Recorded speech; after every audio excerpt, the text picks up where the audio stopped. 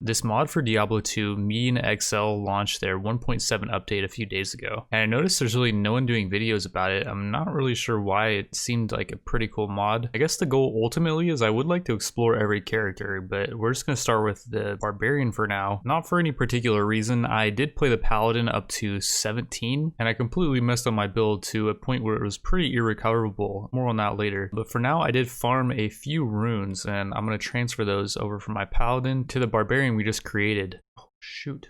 And well, okay, I just destroyed all the items because I left the game with the Paladin, who was the host of the game. The way I was able to transfer items was I went to multiplayer, did TCP/IP game, and then with one Diablo 2 I hosted a game, opened a new Diablo 2, and typed in this IP address. I don't think this is my IP address. I'm pretty sure this is just like a local IP address. Though my second client opened, I joined the game and I'm able to transfer items that way, but I actually just destroyed pretty much everything I farmed up to level 17, which does kind of suck, but that's alright. I'm sure some people are going to like the fact that we're starting fresh. So I want to go over all the abilities. The main thing I thought was pretty cool when looking at the Barbarian was this lion stance. He's got 5 different stances, all of which that do different things, but the lion stance increases his damage by 60%, but it also increases his damage taken by 5%. I thought this was a pretty cool trade-off. And so yeah, without further ado, we're going to get right into it. So the start is going to be pretty easy. I noticed there wasn't much problems early game in terms of just killing mobs, so probably gonna speed up to like maybe the Den of Evil. All right, made it to Den of Evil, and I have 2 shrines right now, a XP shrine and a stamina shrine.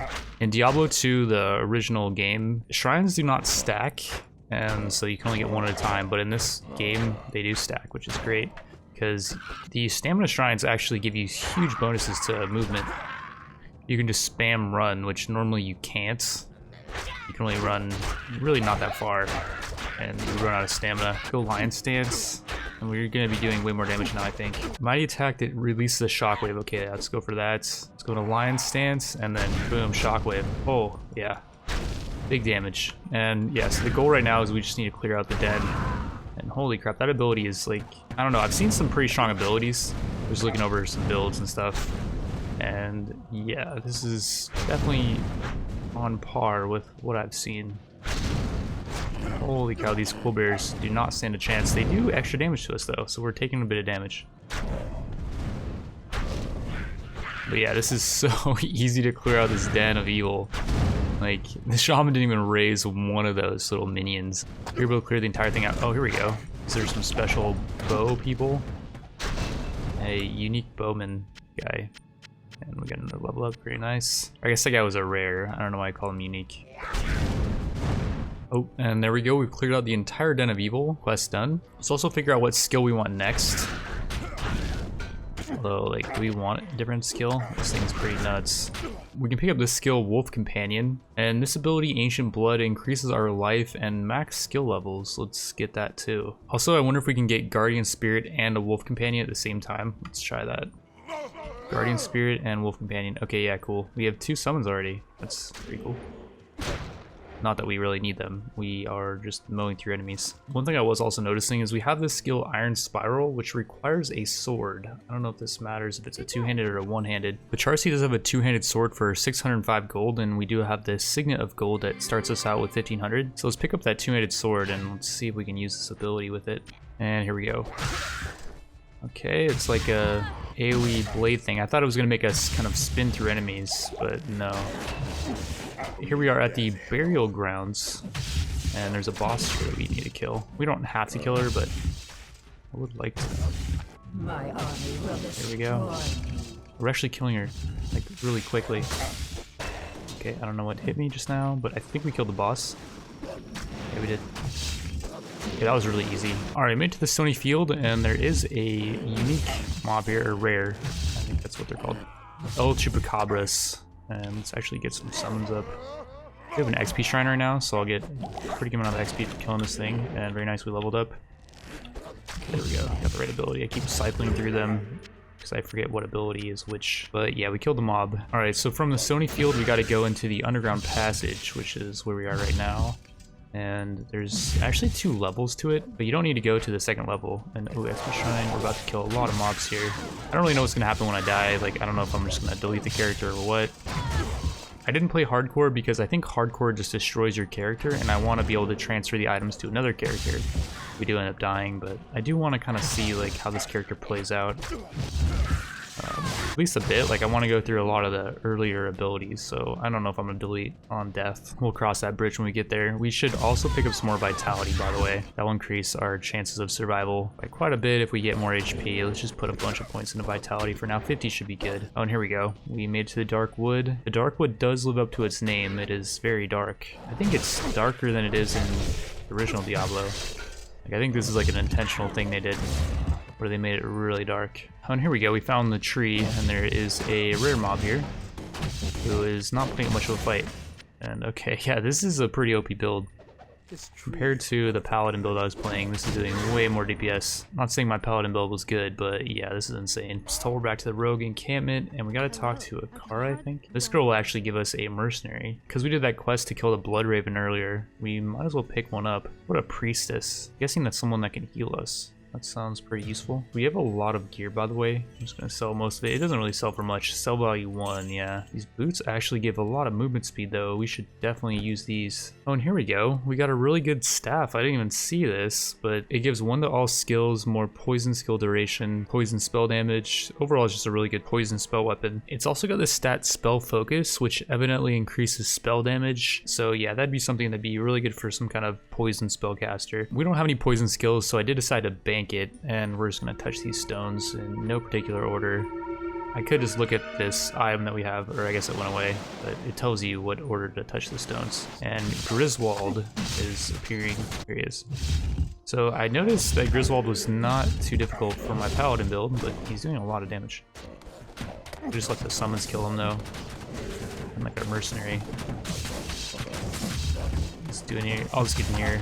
I'll just get in here and finish him off, I guess. And there we go. No crazy items. After clearing out Tristram, we talked to Akara, and she gave us over her robe, which she does apparently have another one. She is not naked or anything. This increases defense by 50, 7 to all attributes, and 50 to life, and gives some elemental resist. Pretty solid early game chest piece, so we're gonna use that for now. I would like to just try out the abilities that we haven't chosen, so we're just gonna try all these spirits. We're also gonna try Fortress, and then these stances as well. So first of all, we got a new spirit. I think we're gonna be using this one because it casts level 1 Bloodlust, I think on us. Or wait, we can cast 2 more spirits? Okay, so we have 4 little barbarian guys running around. Okay, this build's a little bit nuts, I think, because we not only got those 4, we got a new defender spirit, because not only do we have those 4, we have 2 more spirits, defender spirits, that we can summon, and they use level 3 retaliate, which I believe does damage to whatever hits them. And so yeah, we got, I guess, 1 of each ancient at the Harit summon, I think it's called, or was there 4 of them? I forget. But yeah, it seems a bit nuts for us being only level 7. The thing about ability like that is it's like a max level Diablo character that would be doing something like that.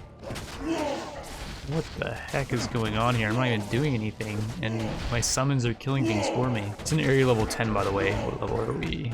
We are level 14 already? What? It looks like our summons can die, though. But we'll just summon them again. They don't even cost much mana. We also have this ability, Summon Fortress, which summons... Holy crap, dude. What? It's a pretty long cooldown, actually, I will say. But it summons these towers around us that will shoot at nearby enemies. Oh, we got a diamond. Alright, we made it to the tower level 5, and this is actually called the Blood Throne now. And there is a boss here that will drop... Ooh, there's a lot of gold over here, by the way. We don't actually have to pick the gold up, by the way. It will just auto pick up, which is nice. And here we go. This is the boss. Just let the summons kill the boss for us, maybe? So we just really don't want to die here. We also have a buff, by the way. I never went over it, but it's this thing. It's a innate skill that we start with. It increases our maximum life by 7% and our defense by 26. It's a buff we got to cast every 60 seconds, which is kind of annoying, but that's alright. Here we go, the Countess. Our summons actually died. I think it, like, during bosses, these summons are just going to be fodder. Like, they're going to die so quickly, I'm guessing.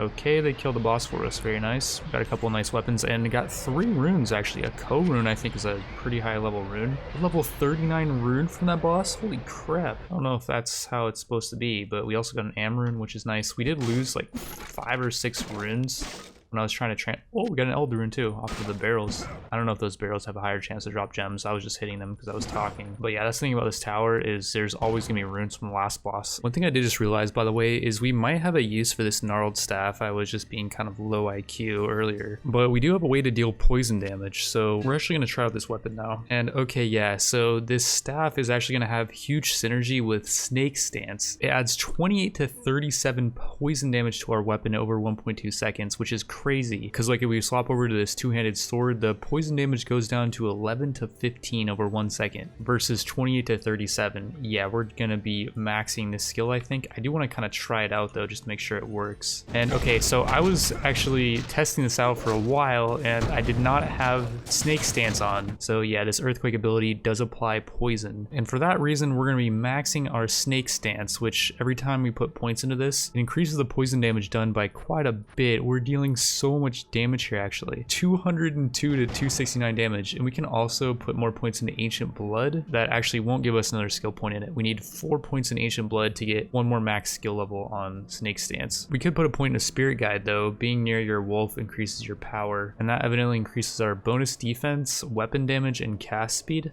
And yeah, here we go. So here's a mob that's extra strong. Oh, he just insta-died. There's a smith in here too. Just hit him once, I think. And his health's going down pretty good. He's really tanky though. We don't have any summons up, by the way. Just our wolf. But yeah. The guy is like super tanky. Like this mob is meant to not die very easily. And we're hitting him with an AoE attack. And oh, the AoE is so look at all the freaking yellows, by the way, or rares or whatever they're called. I'm sure there's characters in this game that might make better use of the weapon, although maybe not because we got Snake Stance. I don't know if you can get that much poison damage early on. Like that's a crazy amount of poison damage. One really cool quality of life thing about this mod, they have this hotkey for reveal map. It's basically like you can turn on map hack, which I'm really a fan of in pretty much every, I think these are ARPGs. Holy crap, there's a lot of mobs in here, by the way.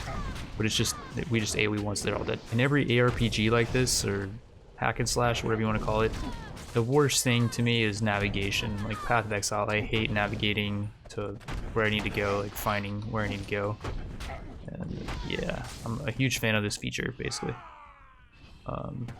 Yeah, there should be a boss in here, I guess. That is on the bottom. Oh, there's a lot of these freaking mobs. And I actually got frozen there, I was kind of scared. But we're good. Oh, and apparently I got one of these guys in AoE. I think it was this guy. I caught him in it.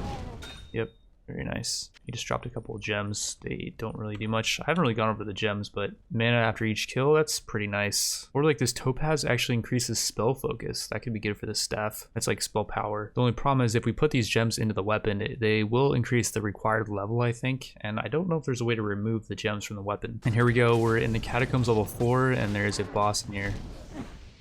And Dario is waiting for us. She does have poison. She's pretty poison focused, so I don't know if we're going to be able to even hit her with our poison abilities. One would think that she might be immune to poison. Maybe not on the first tier of difficulty though. Pretty sure most bosses are not immune to anything on normal difficulty. Here we go. Poison her once, and oh, she's actually dealing a lot of damage.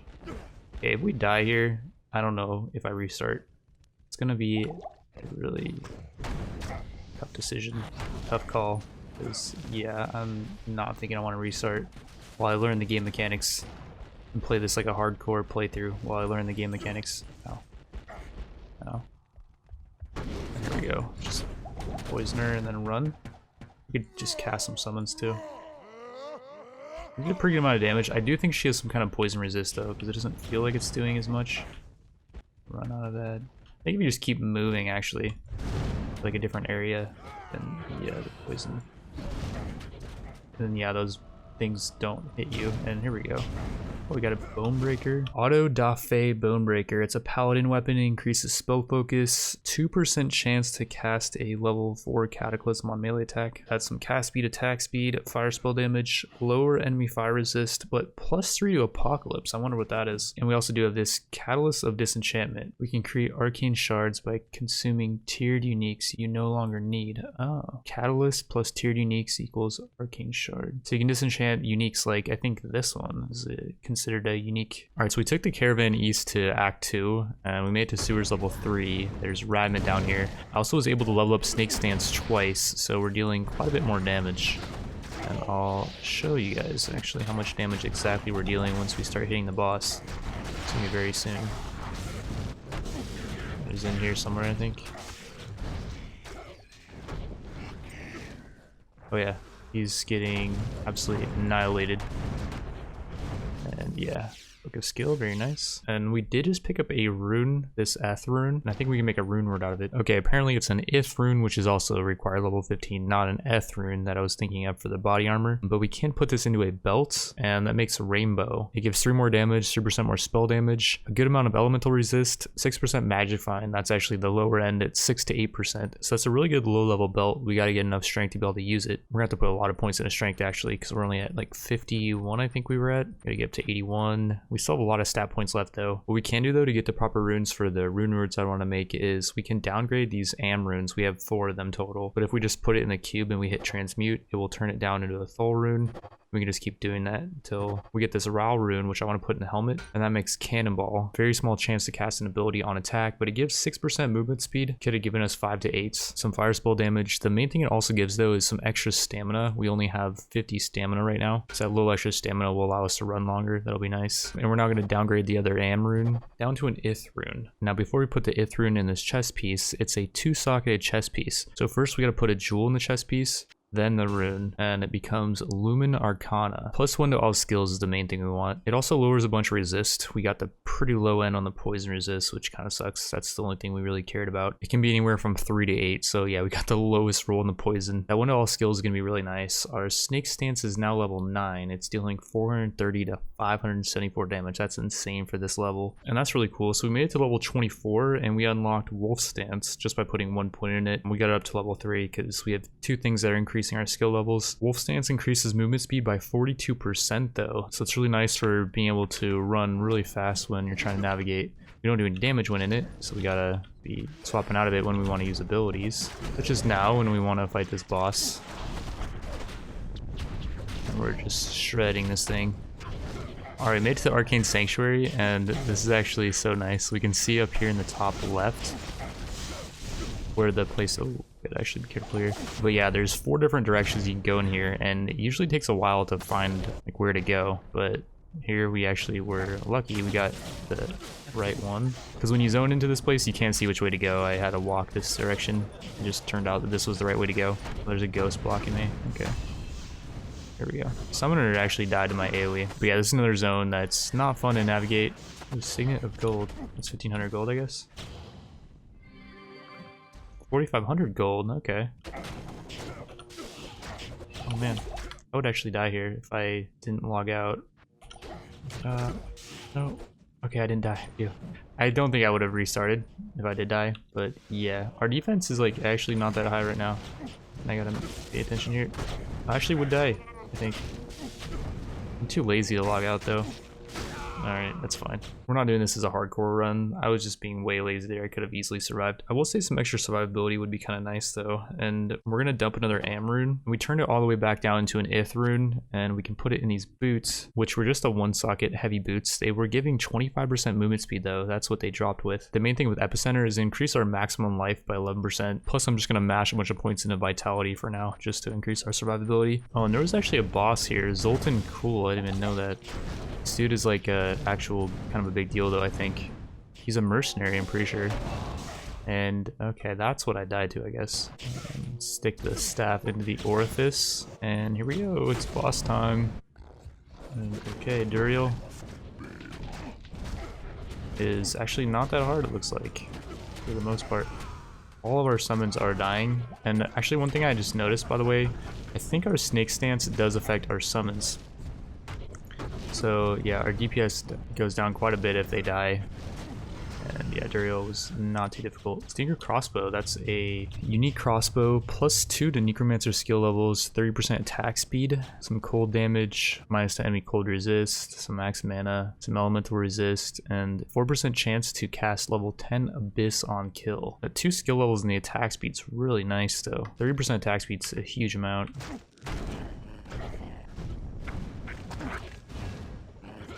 Ooh, and we got a short bow. The Rift Bow Short Bow. 65% attack speed, a ton of extra magic damage, 20 to 23. It's got 4 sockets in it too, which is quite nice. Huge bonus to attack rating, so there's a lot higher chance you'll hit. Increases to dex and character defense. Does require level 17 though, so it's not something that we could use just like on a level 1 character. But it wouldn't take long to level up a bow character to 17 to be able to use it. We can also make use of it right now actually, and we're gonna put some gems into it. If we socket 2 of the same gem, we can upgrade the gem, and we're gonna make a perfect emerald, which does require level 18, so it's going to up the requirement of the bow from 17 to 18, but it adds 5 more maximum damage to the bow, which is quite a bit. It goes from 7 to 10 to 7 to 15, when actually we have 2 flawless skulls. We're going to make a perfect one, and that's going to enhance the damage by 10%, and it just ended up adding 1 to the low end and 1 to the high end. We're just going to leave those 2 gems in it for now. I'm not sure if they're super optimal, but we're going to rehire a bow mercenary that we hired earlier. I don't think we can get the same ones though. It's either ranger or priestess. Let's go for the ranger, I guess. She's got 2 abilities, barrage and trinity arrow. Let's see how much her damage goes up when we give her this bow too. It goes up quite a bit. Like, I think it was like 3 or 4 times. You can also give her gear too. Or some random boots, chest piece. Yeah, the mercenary's a little nuts. Like, she, I don't know, fires quite a few arrows. I don't know if she's firing more than normal. Like, I'm just sitting here and she's just killing everything, which is great. And by the way, we have a ton of skill points available. We got 9 that we can invest. We're gonna put 1 point in a snake stance, increasing its base damage by quite a bit. About 50 on the low end and almost 100 on the high end. But then we're gonna put more points into ancient blood. I think 4 will give us the ability to put 1 more in a snake stance. Yeah, I think we just want to keep mashing points in a snake stance and ancient blood. Each point we put in ancient blood also gives us more attack speed as well. And we're actually capped out on ancient blood right now. The cap just increases as we level up. This actually a really good rare helmet we found. It gives +1 barbarian skill levels, and it gives more armor by just a little bit than the one we're using. We just lose that 6% movement speed, but yeah, we're definitely going to use the +1 to all skill level helmet. So that's just going to increase the damage on our snake stance. And by the way, we're in the Travancore, I think it's called. I don't know if I pronounced that right, but it's a pretty intense zone. There's a lot of rares and just bosses in this area, I think.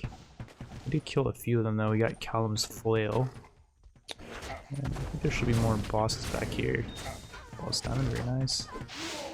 Never mind, they changed this around. There was like a bunch of bosses in this area. And okay, I think we're here. The Seat of Hatred. Yeah, here we go. If I play it really safe, I just keep summoning spirits. They're doing all this poison damage from snake stance because it applies to them. So if they just go in, assuming they don't get killed by Mephisto, just like one shot, their attacks are all dealing tons of poison damage. And yeah, let's actually see if our minions can just solo Mephisto. Just like a meme. Oh, these guys actually hit hard. And here we go. Let's let our summons solo him. And we're doing good damage. This fight usually takes like a long time from what I remember. And yeah, we're just owning him. I haven't even hit him once. I'll just get in there and just finish him off. I don't even do that much damage compared to like the summons. Okay, there we go. Summons got in there. We got a Hell Rune and a Shale Rune with 2 uniques actually. Hell Rune I think is really high level, by the way. The Hell Rune's only level 33, I guess. It's not super high. But yeah, we got the Jester Cap, which increases spell damage, life by quite a bit. Random movement speed bonus. That is really cool. Let's actually use that. I don't know if it's going to be more damage than ours. We do lose a bit of poison damage, but I think the extra life and then the random movement speed bonus might be pretty good. And then we also picked up this short sword, which is actually kind of a high level requirement, 19. -6% enemy poison resist and +4 to plague for the paladin. I guess paladins have a poison skill. So yeah, it seems like it's a poison weapon. I don't feel like it could be better than this one though. The one we're using is so good for poison abilities because it gives 1 to all skills, but maybe some kind of plague paladin, and then you can use this with a shield too, so it might be pretty good. But yeah, with that, we're at Act 4, and I think I'm gonna end the video here just because it's getting quite late and I want to get this video out today. So originally my idea was I was just gonna go over other classes. Like I was gonna maybe make a crossbow necromancer, as we have a really low level unique necromancer crossbow, or like we have this bone breaker for the paladin that it gives +3 to apocalypse. I'm not sure if that skill is any good, but we could try that out. Or we could try out another poison character. Like this staff is so good for poison. Or would you guys like to see me progress on this character? Let me know what you guys think in the comments. Leave a like if you liked it, and thank you all for watching. I will see you in the next one.